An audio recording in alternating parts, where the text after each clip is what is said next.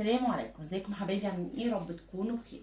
النهارده قراءتنا قراءة المنفصلين مع برج الجوزاء لشهر اغسطس 2025 بالكامل. بس قبل ما نبدا القراءة فضلا وليس امرا، ما تنسوش لايك اشتراك في القناة وتفعيل زر الجرس ليصلك كل جديد. بالنسبة للقراءات المجانية تابع معايا بس مباشر على القناة. اما القراءات الخاصة بسيب لينك الفيسبوك، رقم الواتساب، سد الله تقدر تتواصل معايا لحجز قراءتك الخاصة.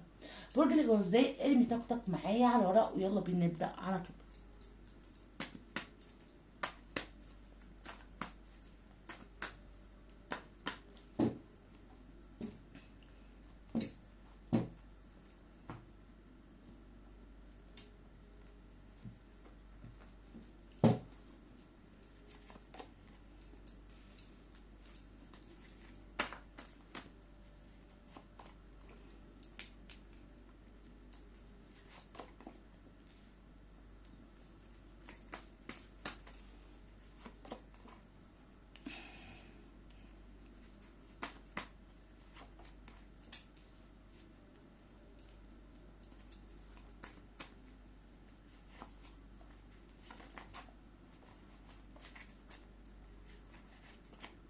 هم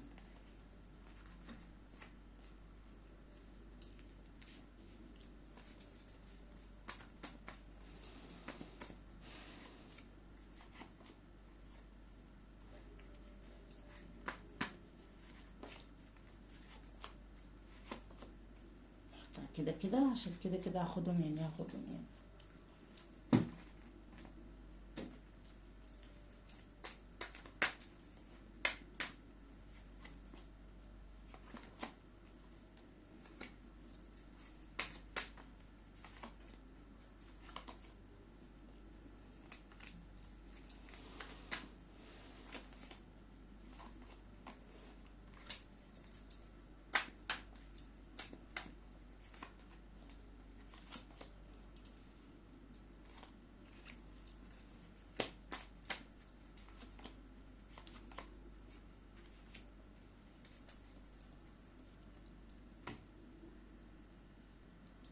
برج الجوزاء، سبب الانفصال ايه؟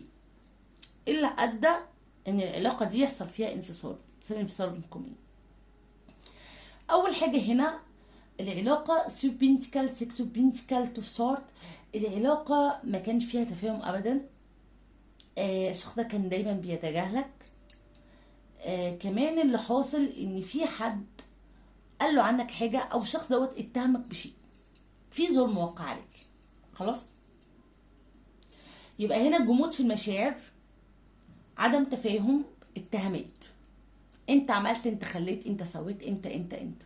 خلاص، اللي حصل ان الشخص دوت مش شايف ان هو غلطان، هو شايف انت اللي غلطان وانت اللي عملت وانت اللي خليت. خلاص، وربما عمال بيظلمك او بيأذيك بسبب هذا الامر، ان هو شايف ان الامور انت السبب فيها، مش انا اللي سبب، لا انت السبب. طيب، انت في طاقتك ايه برج الجوزاء؟ اول حاجه انت عندك هنا ذا فول، عندي هنا ذا وولت، وعندي ناين اوف. انت مش عايز تاخد خطوة دلوقتي تندم عليها بعدين، ومبقتش عارف ايه اللي ممكن يحصل من الشخص دوت اتجاهك، وبقيت حذر جدا. يعني انت خلال الفترة دي انت حذر منه جدا، مش عايز تاخد خطوة تندم عليها، ومش عارف ايه اللي ممكن يحصل منه اصلا. يعني انت عمال بتحذر ليه؟ عشان انا مش ضامن تصرفاته، مش ضامن افعاله. خلاص، قلقان، عندك قلق، قلقان، مش عايز اخد خطوه، مش عايز اعمل حاجه، قلقان، مش عايز الشخص ده يقرب مني، انا مش عارف تصرفه، مش عارف ممكن يعمل فيا ايه. كل دوت انت كده برج الجوزاء. طيب، طاقتك اتجاهه خلال الشهر القادم، يعني خلال شهر اغسطس، ايه بقى طاقتك هتبقى عامله ازاي؟ انا شايفه ان انت 5 ستارت هتكون في صراع شديد جدا ما بين ان انت عايز حقك، وما بين الطريقه اللي هياخد بيها الحق ده. انت فاهم حاجه؟ يعني انت الفتره اللي جايه دي يا برج الجوزاء، او خلال الشهر اغسطس ده، انت هتقعد تفكر كده، طب انا اعمل ايه وهاخد حقي ازاي؟ ايه الطريقه الصح؟ ده تفكيرك، وهتحاول ان انت ما تتصرفش بسرعه وتوزن الامور صح. طيب، طاقته اتجاهك انت ايه في الوقت الحالي؟ اول حاجة هو النايت سورد، هو زي ما قلنا ملقي عليك اتهامات، موجه ليك كلام مش كويس او اتهامات مش كويسة. حاليا هو بعيد ولكن بيراقب، ربما عايز يتكلم معاك او عايز يتواصل معاك ولكن مش قادر، متردد. دي طاقته الحالية. افكار كتير في دماغه وفي عقله ومش عارف يعمل ايه، ولكن هذا الشخص في صراع، يعني هو ظلمك او اتهمك بشيء وبس هو من جواه مش مصدقه قوي، او شايف ان ممكن يكون تسرع في الحكم عليك، واخد بالك؟ طيب طاقته اتجاهك خلال شهر اغسطس 2025، انا شايفه ان الشخص دوت يعني الامبرور هنا ربما يتكتم على بعض الامور ويبدأ ان هو يصرح بيها واحدة واحدة بشكل غير متوقع.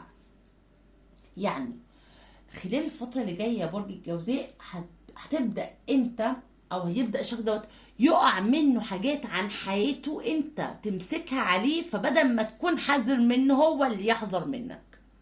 ده واحد. اتنين، هيبدأ يتواصل معاك بشكل غير متوقع ويبدأ يحسسك ان هو فعلا ندمان وان هو فعلا غلطان. تمام؟ هيلفت انتباهك ليه بمراقبته ليك، او لو هو عندك على السوشيال ميديا هيبدأ يحط بقى رسائل، يبدأ يحط حالات، يبدأ مش عارفة ايه، ان هو يخليك انتباهك معاه ان انا فعلا ندمان او غلطان. تمام؟ يبقى الشهر ده يعني خلال النهارده اللي انت بس تسمعني فيه اللي هو شهر 7 ده، حضرتك هو لسه لحد دلوقتي غضبان ومتجاهل وعمال بيلقي عليك اتهامات، بس في الناحية التانية هو انت حذر منه. العكس بقى هيحصل الشهر اللي جاي، ويبدأ ان هو يحسك ان هو فعلا ندمان وعايز العلاقة تاني يا برج الجوزاء. طيب رسالة تحكي لي العلاقة الباطنة بين الشخص تجاهك ايه؟ اول حاجة بيقول لي نايت انا براقبك من بعيد، مش معنى ان انا مشيت ان انا نسيتك، لا، انت في بالي، عقلي، روحي، لسه لحد دلوقتي ببص عليك وبتابع اخبارك. بحاول اتلصص على اي حاجه، عايزه اعرف اي حاجه عنك، عن بيتك، عن اهلك، ربما بتواصل مع حد علشان يعرفني عنك اخبار. مش بكتفي بس بالسوشيال ميديا. انا اقرب منك ليك حتى لو انت مش حاسس بده.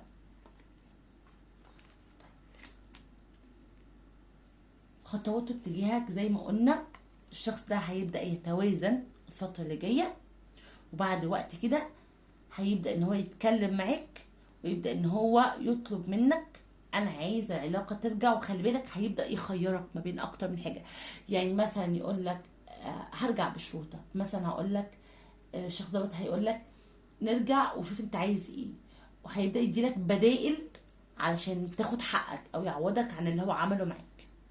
خلاص؟ فهنا كأن الشخص دوت هيبدأ يعرض عليك العودة بأكثر من طريقة وأكثر من خيار يريحك. طيب مصير العلاقة بينك وبين الشخص دوت ايه برج الجوزاء؟ يلا بينا نشوف. هي في مواجهة، أكيد في مواجهة، وفي ندم وفي زعل. يعني في مواجهة والشخص دوت هيرجع ندمان، هيرجع زعلان، هيرجع عايزك بأي طريقة، وأعتقد هيكون في بداية جديدة. اعتقد كده هيبقى في بدايه جديده بعد تصفيه خلافات بينك وبين الشخص ده.